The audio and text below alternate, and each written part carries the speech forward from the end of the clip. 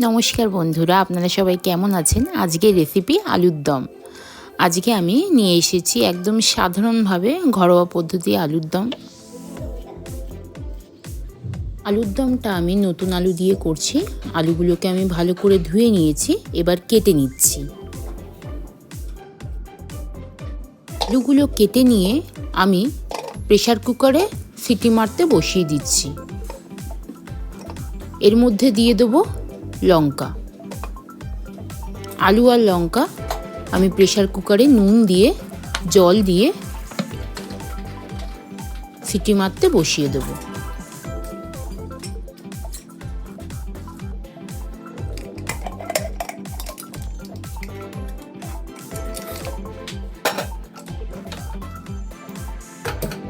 আলুগুলো আমার সেদ্ধ হয়ে গেছে, আমি একটা পাত্রে আলুগুলোকে নামিয়ে নিচ্ছি।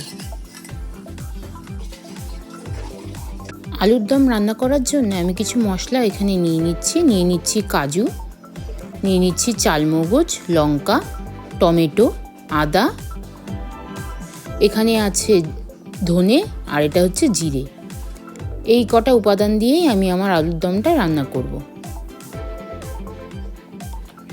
এবার আমি একটা কড়াই বসিয়ে নিচ্ছি। কড়াইতে আমি সর্ষের তেল দিয়ে নিচ্ছি। রান্নাটা আমি সর্ষের তেল দিয়ে করব। কড়াইটা গরম হওয়া অবধি আমি অপেক্ষা করব।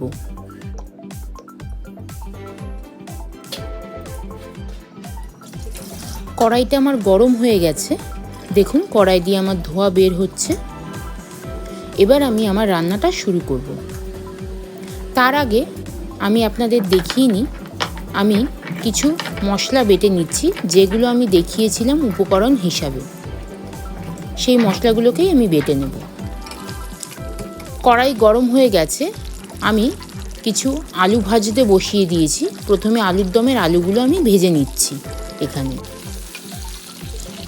আলুগুলো এখানে আমি খুব ভালো করে নেড়ে চেড়ে ভেজে নেব। আর ভাজার সময় আলুর মধ্যে আমি দিয়ে দেব সামান্য পরিমাণ হলুদ গুঁড়ো। দেখুন আমি হলুদ গুঁড়োটা দিয়ে নিয়েছি। যেহেতু নতুন আলু, এটা একটু বেশ করে ভেজে নিতে হবে, নইলে আলু ভেতরে শক্ত শক্ত হয়ে থাকে।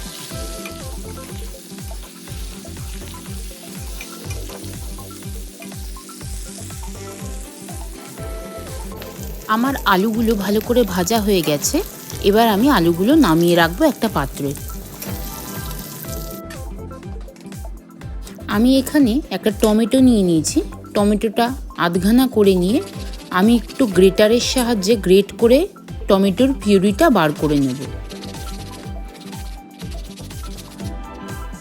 এখানে টমেটোর পিউরিটা পুরোটাই আমি বার করে নিয়েছি। এটা আমি রান্নার মধ্যে ব্যবহার করব।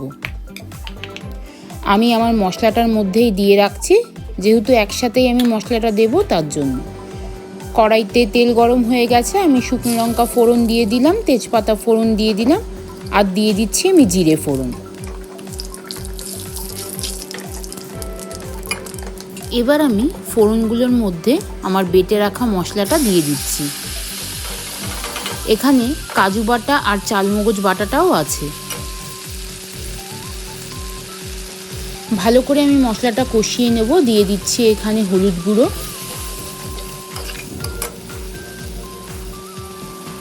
দিয়ে দেব লঙ্কার গুঁড়ো পরিমাণ মতো, স্বাদ অনুযায়ী নুন দিয়ে দিচ্ছি। ভালো করে নাড়াচাড়া করে নিলাম। হাতে করে সামান্য একটু গুড় দিয়ে দিচ্ছি। রান্নাটা আমি গুঁড়ে করছি। মশলাটা ততক্ষণ কষতে থাকবো যতক্ষণ না মশলার গা দিয়ে তেল বের হয়ে আসছে। দেখুন আমি এখানে মশলাটা খুব ভালো করে কষে নিচ্ছি। আমার মশলা দিয়ে তেল বের হয়ে আসছে আস্তে আস্তে। এবার আমি ভেজে রাখা আলুগুলো দিয়ে দেবো। মশলাটা আমার পুরোপুরি কষে গেছে। আলু দিয়ে আমি মশলাটার সাথে ভালো করে নাড়াচাড়া করে আলুর মধ্যে মশলাটা মিশিয়ে নিচ্ছি।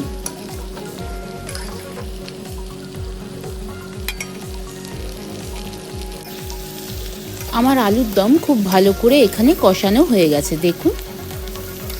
এবার এখানে আমি একটু জল অ্যাড করে দেব আলুগুলোকে ভালো করে ফোটানোর জন্য।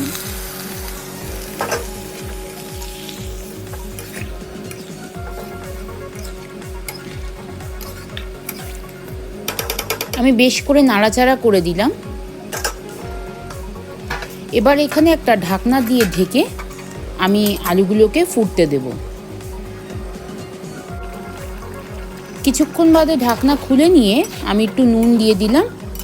কষানোর সময় নুন দিয়েছিলাম, কিন্তু আর একটু প্রয়োজন হলো বলে দিলাম। আপনারা আপনাদের স্বাদ অনুযায়ী দিয়ে দেবেন।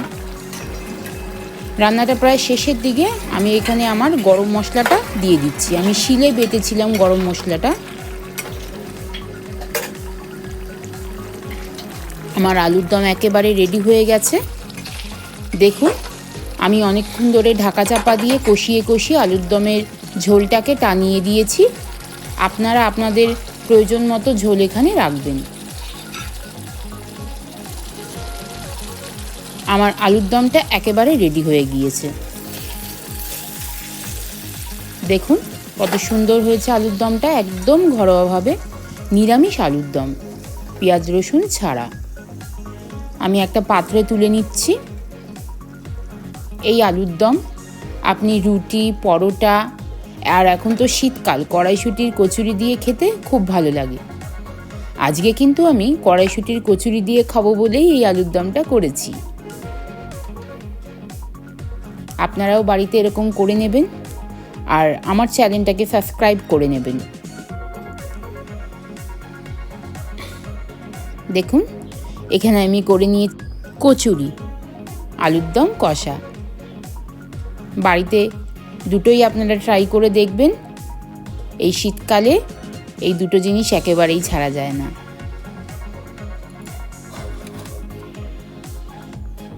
এইভাবে আমার পাশে থাকুন, সাথে থাকুন। আমার ভিডিও ভালো লাগলে আমার চ্যানেলটাকে সাবস্ক্রাইব করুন। ভালো থাকবেন সবাই।